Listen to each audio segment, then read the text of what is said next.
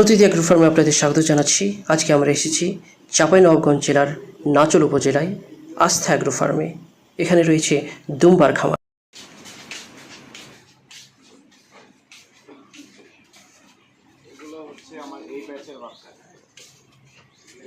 দুম্বা আছে, আগে 6টা দুম্বা ছিল, এখন মোটামুটি 14টা দুম্বা আছে। হ্যাঁ, গারল আছে মোটামুটি 16-17টা। তারপরে দুম্বা এবং গারলের ক্রস আমরা করছিলাম, সেটাও আছে 8-10টা মতো। সেটাও খুব ভালো গ্রোথ হয় এই আর কি। দুম্বাগুলো কোথা থেকে নিয়ে এসেছিলেন? এগুলো হচ্ছে তুরস্কের দুম্বা, টার্কিশ বলে আর কি, টার্কিশ দুম্বা। তো এগুলো আমরা কালেক্ট করছি মেইনলি সাদেগাঁও থেকে কিছু নিয়েছি।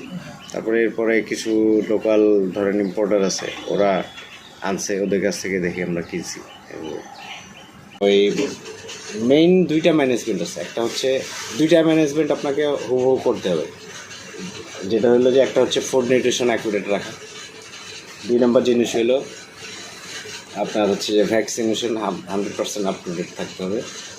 এই দুইটা জিনিস যদি আপনি ঠিকমতো করেন, মানে ক্রিমিও ধরেন, এটা it's on kind of vaccine. হ্যাঁ, তো আপনাকে এটা নিয়মিত আপনাকে বুঝতে হবে। এটা হলো আপনি যদি প্রোডাক্ট ভালো রেডি করতে পারেন, তাহলে সেল নিয়ে আপনাকে চিন্তা করতে হবে। প্রোডাক্ট তৈরি করাটা মেন। তো তৈরি করতে গেলে 3টা জিনিস লাগবে। একটা হচ্ছে যে আপনার ফুড নিউট্রিশন ঠিক রাখা, হাইজিন মেনটেন করা, আর একটা হলো ভ্যাকসিনেশন আপডেটেড থাকে ক্রিমি সহ। এটা থাকলেই হবে।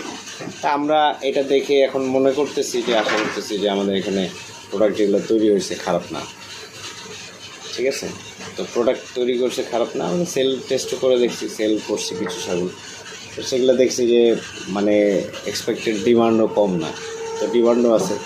তাহলে আলটিমেটলি আমরা খামার যদি আমাদের আরও বড় হয়, এক্সপেনশন হয়, তাহলে আমাদের কোনো অসুবিধা নেই। সেল করেন কোথায়? আমরা অনলাইনে সেল করি, আমাদের পেজ আছে। আপনার হচ্ছে যে ওই ফেসবুকের আইডি আছে একটা, এখানে আমাদের মেম্বাররা আছে। এটা এই যে আপনি বললেন যে দুম্বাগুলো নিয়ে এসছেন টার্কিশ প্রজাতি, জি, বা এই আপনি দেশের বা বাইরের থেকে কিছু নিয়েছেন।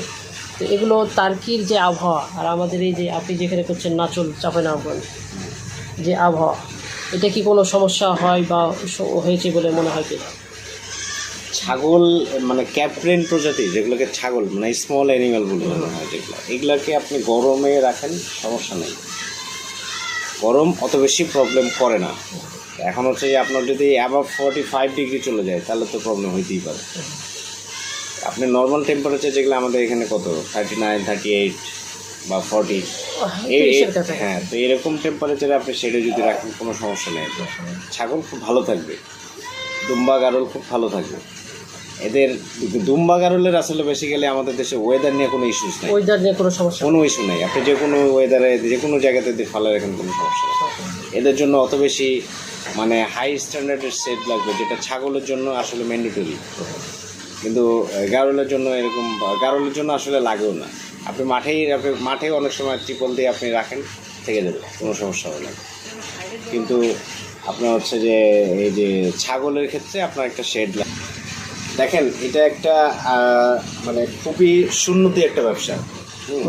পৃথিবীতে এমন কোনো নবীর রাসূল আসেন নাই যারা ছাগল অথবা ভেড়া চড়ান নাই। প্রতিটা নবীর রাসূলকেই আল্লাহ ছাগল এবং ভেড়া চড়াইছে। রিজনটা কি? ছাগল এবং ভেড়া এরা এমনই একটা প্রাণী, এদেরকে আপনি ডাইনে টানলে ওরা বামে যাওয়ার চেষ্টা করবে, আপনি যদি ওদেরকে বামে টানেন ওরা ডাইনে যাওয়ার চেষ্টা করবে। ধৈর্য পরীক্ষার সামনে নিতে চাইলে পেছনে যাওয়ার চেষ্টা করবে, পেছনে টান দিলে সামনে যাওয়ার চেষ্টা করবে। সো এখানে আপনাকে ধৈর্য থাকতে হবে। তো ধৈর্য যদি আপনার থাকে, তাহলে পরে আপনি ছাগল ফেলে সাকসেসফুল হবে। ছাগল এমন একটা আরেকটা বিষয় হলো যে, যেহেতু এটার ভিতরে আল্লাহর একটা বরকত আছে। বরকত আছে কীরকম? ধরেন আপনি একটা ছাগলের 4টা বাচ্চা হয়। আপনি যদি একটা ছাগল 15,000 টাকা দিয়ে কিনেন, যদি একটা অ্যাডাল্ট ছাগল 15,000 টাকা দিয়ে কিনেন, এবং হচ্ছে যে যদি এটা থেকে 1 বছর বা 1.5 বছর পাললেন, 1.5 বছর পালার পরে আপনি 2বার বাচ্চা পাবেন, 6 মাসে 4টা বাচ্চা পাবেন, রাইট? এই 4টা বাচ্চার দাম যদি আবার 6 মাস করে পালার পরে 50,000 টাকা করে দাম হয়, তাহলে 4-15 2 লাখ টাকা। আপনি ইনভেস্টমেন্ট কত? 50,000 টাকা দিয়ে ছাগল কিনছেন আর 50,000 টাকা খরচ করছেন, 1 লাখ টাকা।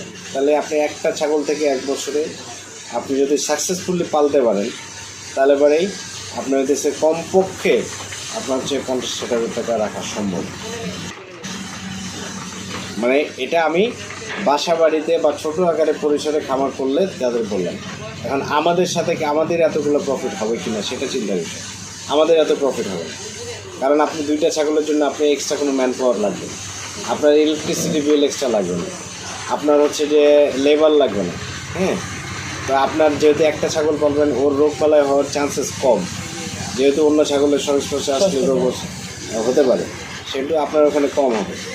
তো আমাদের এখানে ধরেন যে ট্রিটমেন্টের খরচ আছে, তারপর হচ্ছে যে রেগুলার হচ্ছে যে ভ্যাকসিন মেডিসিন আপডেট রাখার জন্য একটা খরচ আছে, আমার এখানে ইলেকট্রিসিটি বিল আছে, আমার এখানে স্টাফ খরচ আছে, আমার হচ্ছে টোটাল ফ্লোকে ধরেন যে আমি যেমন 25 বিঘা ঘাস লাগিয়ে রাখছি, 25 বিঘাতে টোটালি ঘাস, আমার এখানে টোটাল নেপিয়ার ঘাস আছে, আপনার হচ্ছে থাই সুপার ঘাস আছে, জাম্বু ঘাস আছে, আপনার হচ্ছে স্মার্ট নেপিয়ার আছে, রঙিন নেপিয়ার আছে, রেড পাকচং আছে, তারপর হচ্ছে যে ওই কী বলে CO4 আছে, জারা আছে।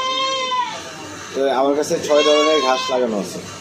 তো 6 ধরনের ঘাসে 6 ধরনের নিউট্রিশন আছে। তো এই নিউট্রিশনটা এক এক সময় এক এক রকম নিউট্রিশন যদি আসে, এবং হচ্ছে অলমোস্ট এই সবগুলা ঘাসেই 12 থেকে 18% পর্যন্ত প্রোটিন আছে। তো 12 থেকে 18% প্রোটিন আমি এদিক থেকে ইস্যুর করতে যদি পারি, আমি দানাদার খাবার যদি দিই, তাহলে আর এটা সমস্যা হবে না। বাট ছাগলের খামার, এই যে বললাম যে ছাগলের খামার করতে আসলে আপনাকে অবশ্যই ধৈর্য। বাংলাদেশের আবহাওয়ায় দুম্বা পালন করে যে লাভবান হওয়া যায় তার উজ্জ্বল দৃষ্টান্ত হচ্ছে চাঁপাইনবাবগঞ্জের এই মাসুম ভাই।